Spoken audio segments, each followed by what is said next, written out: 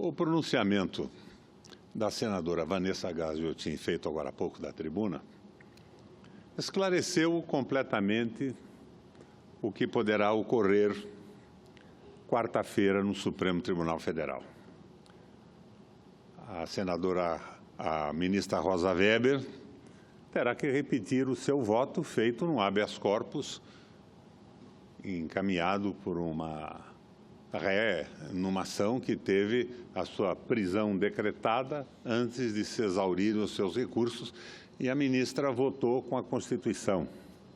Ou seja, ninguém pode ser preso a não ser depois de sentença transitada em julgado, sobre a qual não pesem mais possibilidades de recurso.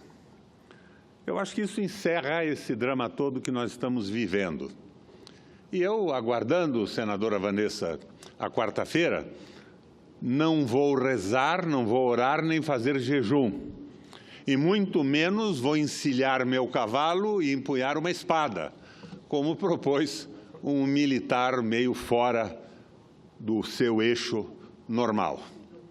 Eu vou esperar, como o general Vilas Boas recomenda, que se estabeleça o princípio constitucional, o respeito à Constituição, e que cesse a impunidade, toda a impunidade, algumas apuradas pela Lava Jato, que já colocou na cadeia muita gente, mas que também cesse ou seja cominada pela lei a impunidade do abuso de poder de delegados, de fiscais de renda, de promotores e de juízes, que interpretam a lei ao sabor da sua visão programática, ideológica ou partidária.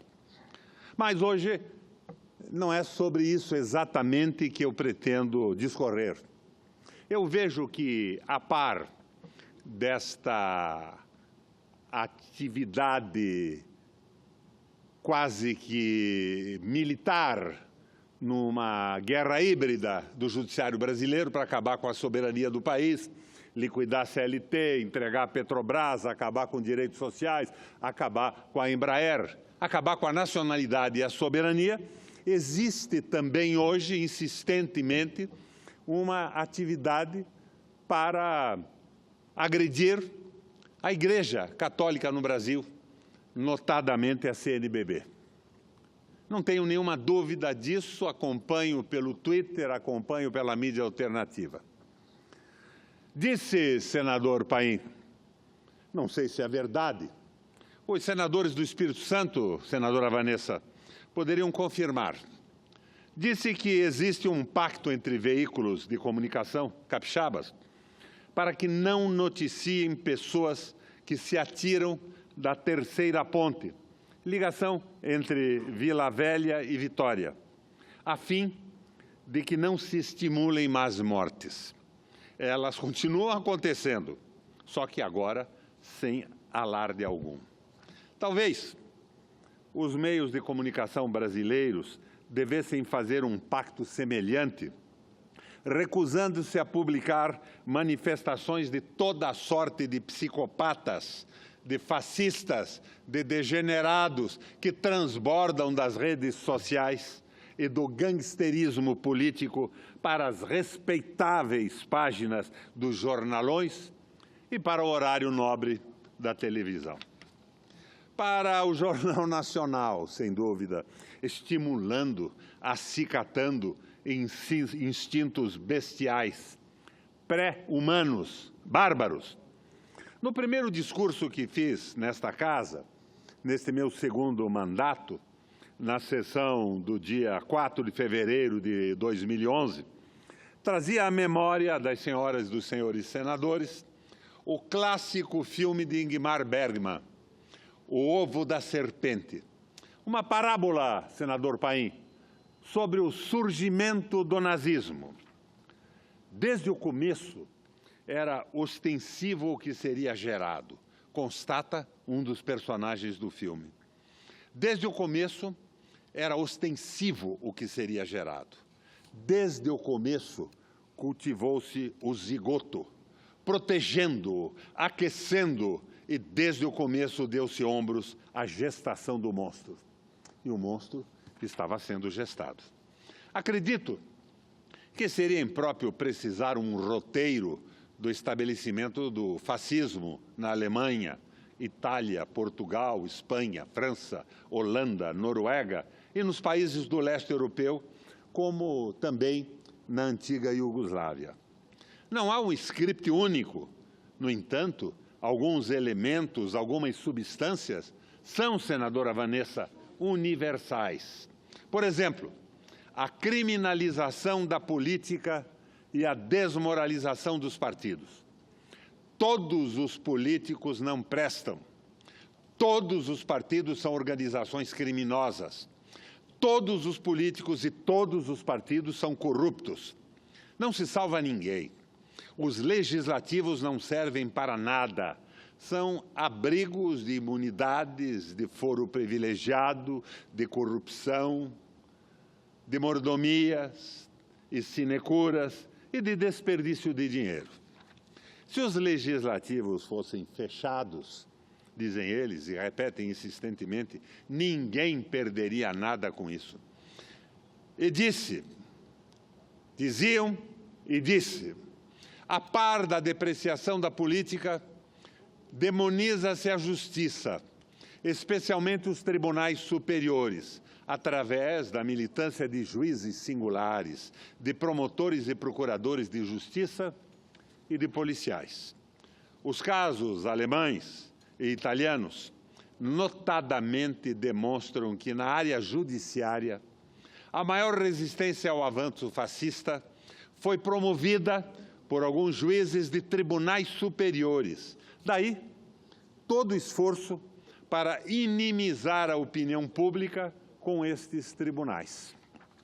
Talvez, por reunir juízes mais velhos, com um notável saber, extremamente apegados a preceitos legais, ciosos de sua independência e infensos às pressões políticas e ao autoritarismo, os tribunais superiores sempre sofreram impacto da mídia fascista.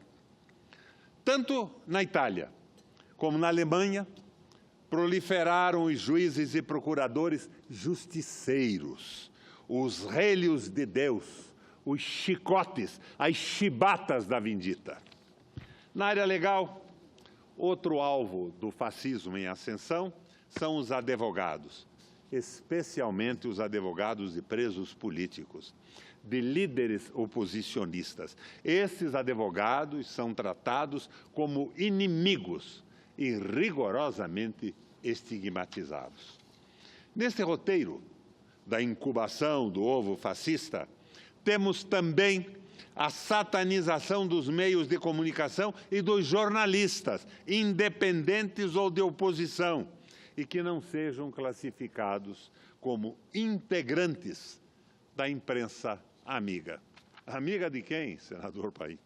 Afinal, tanto na Alemanha como na Itália e alhures, a mídia comercial, a chamada grande mídia, não resistiu à escalada do nazifascismo e, mais das vezes, por omissão ou ação, emprestou calor para o choco do ovo, o ovo da serpente. Por fim, completando o quadro do arreganho fascista, com base na experiência histórica, vem o escracho da Igreja, a desconceituação e infamação dos padres, pastores e instituições religiosas que ou se oponham à extrema-direita ou que busquem desarmar espíritos pregando moderação e conciliação. E isso já está acontecendo, tanto em relação à CNBB quanto ao Papa Francisco. Alguns radicais de direita estabeleceram um monitoramento cerrado às atividades da Conferência dos Bispos. Dou exemplo. No 5 de abril, uma quinta-feira, a Comissão de Justiça e Paz da CNBB convidou senadores e deputados para um café da manhã na sede da entidade em Brasília. Nem havíamos terminado a conversa sobre o Brasil. a crise econômica e política, o papel da Igreja e do Parlamento, nisso tudo, quando já mancheteavam na internet "Café comunista na CNBB", e prometiam denúncias assombrosas, sensacionais, sobre infiltração esquerdista na Igreja brasileira e sobre a Internacional Católico-Comunista, comandada, senadora Vanessa, pasme, desde Roma. Além de revelações aterrorizantes sobre parceria da CNBB com organizações criminosas, a irrazoabilidade e a irracionalidade são características distintivas do fascismo.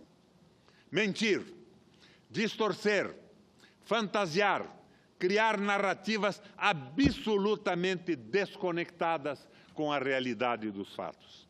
Assim, que ninguém se surpreenda caso mais adiante pipocarem operações policiais contra padres, bispos, pastores e leigos não alinhados ao fascismo. Em relação ao Papa Francisco, acredito que os direitistas já tenham ultrapassado os limites do bom senso e até mesmo do ridículo. Dizem que nunca houve um Papa tão político quanto Francisco. Pergunto a esses nécios, a esses bobalhões, e João Paulo II, talvez apenas na Idade Média, quando os poderes espiritual e material de suas santidades se confundiam, tivemos atividades políticas mais intensas que as de Karol Wojtyła, em reinado de 27 anos. O seu sucessor, José Ratzinger, não ficou atrás. Um e outro foram papas de intensa, diária, obcecada atuação política. Não os condeno, senadora Vanessa. Pelo contrário, o exercício do papado nunca deixou de ter dimensão, digamos, terrena. Mas o ataque a Francisco deve-se à sua oposição desassombrada à globalização financeira, ao reino de Mamon, ao reino do dinheiro, sem meias palavras, sem meias medidas, sem tibieza. Francisco mostra os malefícios da financeirização de nossas vidas e das vidas das nações, senador Paim. Francisco não faz concessões à usura, aos mecanismos cruéis e obscenos que levam à prisão das pessoas e das nações, ao endividamento, à especulação financeira, ao entesouramento sibarita. Francisco não é anticapitalista, senadora Vanessa, pois fala com frequência sobre os benefícios do capital produtivo, abençoando-o. Francisco é cristão, isto quer dizer, Francisco é fraterno, é solidário, é humano. Bergoglio retoma a tradição dos grandes papas que fizeram o adornamento do pensamento da Igreja, posicionando-se sob os grandes temas que galvanizam a humanidade em determinadas fases de sua existência. Assim fez Leão XIII, nas décadas finais do século XIX, com a Rerum Novarum, das coisas novas, posicionando a Igreja sobre os direitos dos trabalhadores na ascendente sociedade industrial. Tema reprisado 40 anos depois, por Pio XI, no aceso do conflito capital e trabalho. Assunto retomado por João XXIII com a Mater et Magistra e Paulo VI com a Populorum Progresso, nos agitadíssimos dias da Guerra Fria e dos movimentos de libertação nacional, das revoluções que sacudiram o mundo nas décadas de 50 e de 60. Da mesma forma que Francisco, agora, Leão XIII, Pio XI, João XXIII e Paulo VI foram execrados, caluniados e anatemizados pelos conservadores, pelos donos do poder, do capital e da opinião publicada. Assim, tendo em vista esse histórico da Igreja, de viver o tempo que a humanidade vivencia, experimenta e sofre, é que os fascistas buscam desmoralizá-la, combatê-la, desonrá-la, tanto na Alemanha quanto na Itália. Para ficar em dois exemplos, a Igreja Católica e as igrejas evangélicas históricas foram classificadas formalmente como inimigas do regime. Senhoras e senhores senadores, telespectadores da TV Senado, ouvintes das nossas rádios, os ataques que a Igreja vem sofrendo na rede mundial de computadores, quer em sua superfície aparentemente civilizada, quer em suas profundezas sórdidas, abjetas, haverá um dia de formar correntes organizadas de opinião, movimentos organizados com claras feições ultradireitistas, nazifascistas. Não estou aqui, senadores, para defender a Igreja, padres, bispos, pastores, freiras e leigos crentes.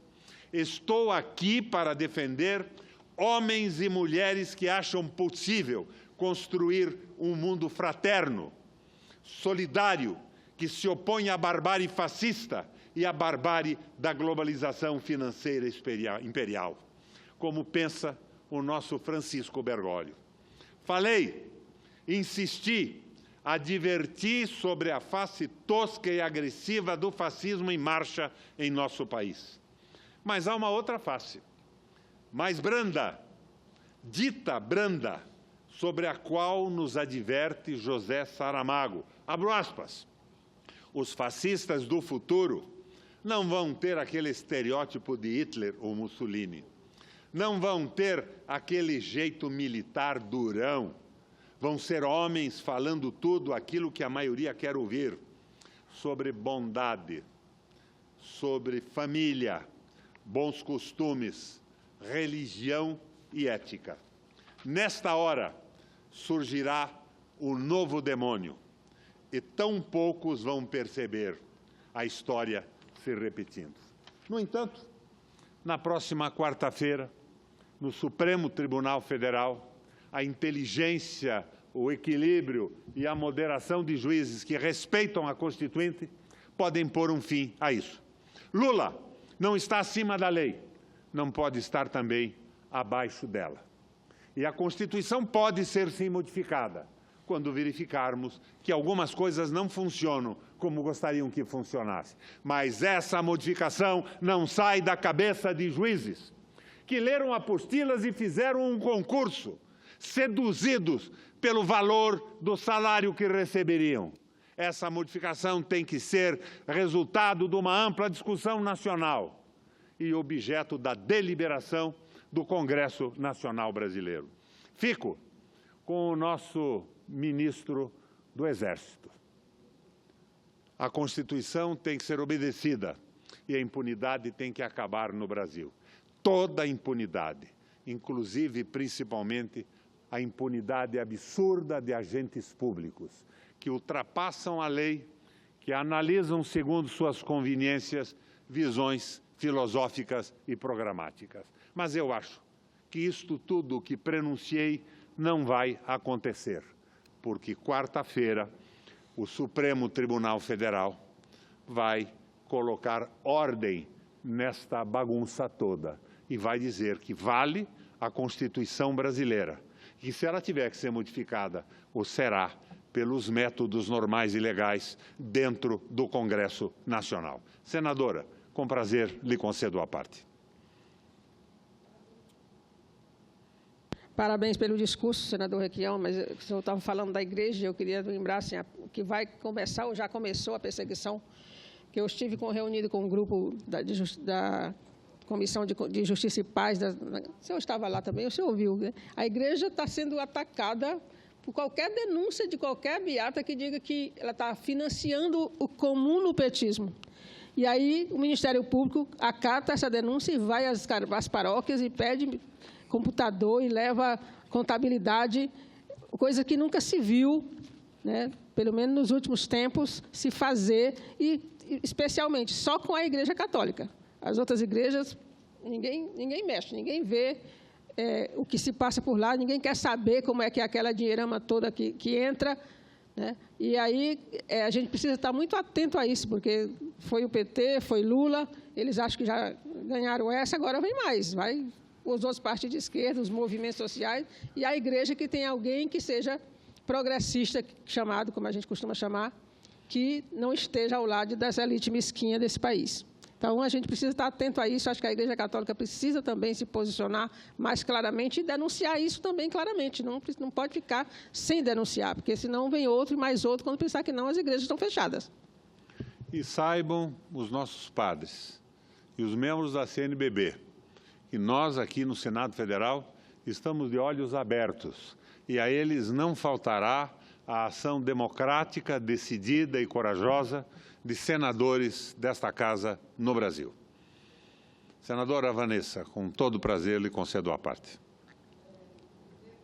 Requião, cumprimentar a Vossa Excelência, que sempre traz uma forma muito dura, entretanto, e ao mesmo tempo muito elegante, de trazer os fatos ao conhecimento da população brasileira. Então, cumprimentar essa capacidade de Vossa Excelência. Quem sabe um dia eu chego lá também, senador Requião.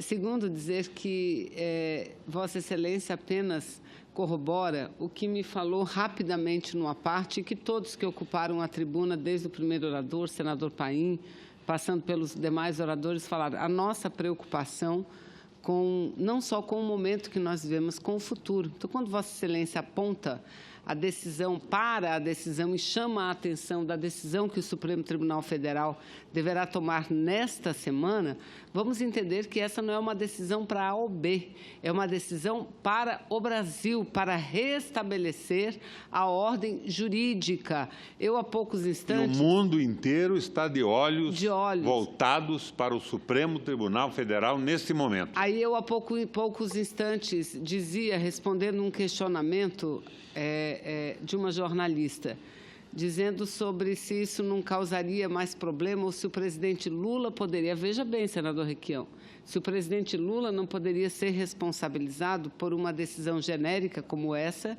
e pessoas que estariam cumprindo pena deixariam de cumprir. Eu falei... Não é verdade. Em absoluto. Quem criou a confusão que tem que sair dela, porque a Constituição é clara. A Constituição é claríssima. Trânsito em julgado, cumprimento de pena a partir do trânsito em julgado. Pois bem, mudaram a avaliação por um placar apertadíssimo, o mesmo que negou o habeas corpus do presidente Lula, 6-5. Então, agora, eles vão rever novamente aquela interpretação. E a sua expectativa é a minha expectativa, é a expectativa de todos os juristas do Brasil, mesmo aqueles que discordam, não é, senador Requião? Então, para restabelecer a ordem. Agora, é tão complicado o momento em que a gente vive, porque se há, por um lado, a Constituição que diz uma coisa, a interpretação que diz outra, por outro lado, existem inúmeras decisões monocráticas de membros do poder, cada um indo num sentido diferente, o que significa dizer, a justiça não está sendo igual para todos, está havendo 2 pesos e 2 medidas para julgamento de casos iguais. Mais do que isso, senadora, a justiça não é mais a lei, mas é o entendimento pessoal de cada juiz. Exatamente. E Vossa Excelência levanta a preocupação, eu aqui quero me associar a ela e me solidarizar com a CNBB, com a Igreja Católica no Brasil, e dizer que não é apenas ela. Os atentados que nós estamos sofrendo contra as liberdades de opinião é algo, assim, assustador. Eu li daqui, Vossa Excelência acho que não estava, senador Requião, um manifesto, uma mensagem à sociedade brasileira da AproSoja, que é a Associação dos Produtores de Soja do Rio Grande do Sul. Logo após aqueles episódios também condenáveis que sofreu a comitiva do presidente Lula, primeiro com ovos, depois com pedras, até que chegou o tiro. E gente aplaudindo. Pois bem, a AproSoja, nessa carta à sociedade brasileira, ela aplaude. Ela diz que aqueles gaúchos, senador Paim, que fizeram isso, são os verdadeiros brasileiros. Mas diz lá o seguinte, que a verdadeira batalha não é contra um condenado, trata o presidente Lula assim, do presidente Lula, não. É contra o PT e todos os partidos de esquerdas que são revolucionários e que defendem o socialismo. Então, veja, Nós não podemos mais defender o socialismo, nós não podemos mais proferir as nossas ideologias, defender uma sociedade melhor. Então, aqui dizem que essas pessoas que defendem um sistema diferente deste opressor, essas pessoas têm que ser tratadas do jeito que o presidente Lula foi tratado lá no Rio Grande do Sul. Então, é muito grave. Acho que Vossa Excelência tem cumprido um papel, senador Requião, um papel fundamental e imprescindível. Vossa Excelência é um senador do PMDB, não esse MDB que está aí, do PMDB histórico, daquele que muitos militantes do meu partido eram filiados quando ainda não estávamos na legalidade. Esse é o PMDB verdadeiro que Vossa Excelência representa. E tem sido um grande baluarte na defesa do Estado, na defesa da democracia, na defesa do povo. Então, para a gente, é muito confortante ver que temos e contamos com pessoas como Vossa Excelência.